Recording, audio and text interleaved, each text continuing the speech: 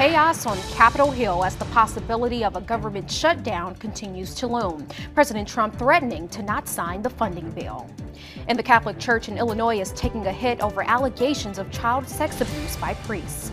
Plus, gearing up for a busy holiday weekend. As travelers get ready to hit the road, police will be there too, keeping you safe. News Channel 20 Midday starts right now.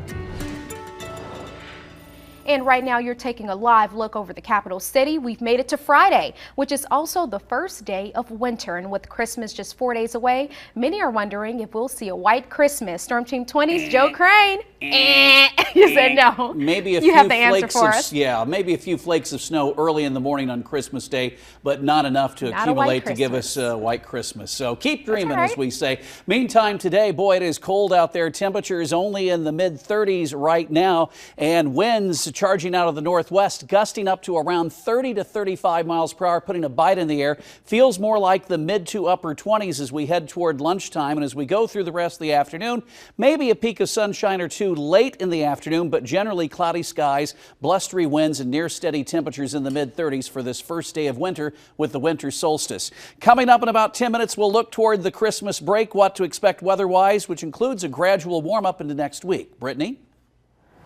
Thank you, Joe. Making headlines this morning, it's beginning to look a lot like a government shutdown. The House of Representatives now passing their own bill to avoid a government shutdown, which includes funds for a border wall. A day after the Senate approved a stopgap spending measure, President Donald Trump announced he will not sign the Senate's bill because it does not include border wall funding, which is sending Capitol Hill into chaos. I've made my position very clear. Any measure that funds the government must include border security. Has to. And top Democratic leaders responding to the president's vow to shut down the government. The president is doing everything that he can to shut the government down. You have to ask the question, why? Does he not believe in governance? Does he not care about the American people? Doesn't he know that the economy is uncertain?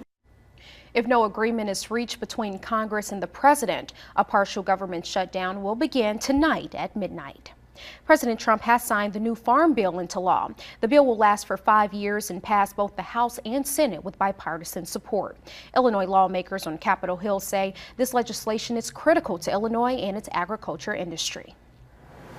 A man is facing prison time after pleading guilty to aggravated battery after shooting out a minivan window on I-74. 53-year-old Kevin Casey pleaded guilty to 1 count of aggravated battery to a child and will pay about $6,200 in restitution fees. Police say Casey used a slingshot and small metal ball bearings, aiming them at vehicles as he drove past them. A 3-year-old was struck with glass after his window shattered. Casey will also serve 2.5 years in prison with a 1-year mandatory supervised release. A Morgan County man facing first-degree murder charges has been deemed unfit for trial. The ruling on Dustin Finlaw comes after an evaluation backed by the Department of Human Services, saying Finlaw is unable to aid in his own defense. Finlaw was accused of killing Robert Utter in Miradoja earlier this year. We spoke with Morgan County State's Attorney Gray Knoll, who says Finlaw is likely to obtain fitness within the next year.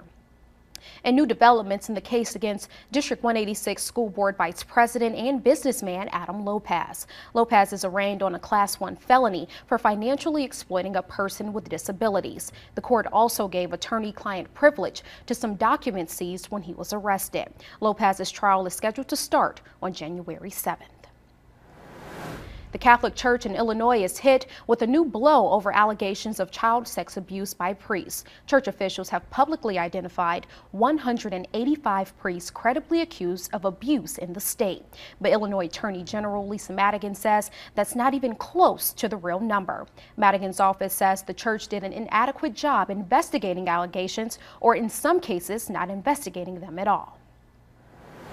A Macon County Sheriff's candidate who lost by a single vote files a petition to recount the ballots in one precinct. Jim Root filed his petition on Wednesday. He claims he won last month's election by 5 votes. The votes counted the day of the election show him losing to Tony Chubby Brown by 1 vote. Root is asking the court to verify the new votes found during a discovery recount and name him sheriff. Brown was sworn in as sheriff in November, and no word on when a judge will rule. The city of Springfield will now have to pay another $54,000 to civil rights attorneys. The attorneys represented 2 panhandlers in a legal fight over the city's anti-panhandling ordinances. The city's attorney says Springfield will appeal $43,000. That doesn't include legal fees. Springfield has had 2 panhandling ordinances found to violate the First Amendment. The city was ordered last year to pay $333,000 to the attorneys who represented the panhandlers. And coming up, if you love to take selfies, you may want to cut back. Doctors are seeing a rise in selfie risk, and it can cause some health problems. And millions of people traveling this holiday weekend will tell you how to stay safe on the roads. Plus, Sesame Street Live is making their way to the studio. You don't want to miss it. We'll have that coming up.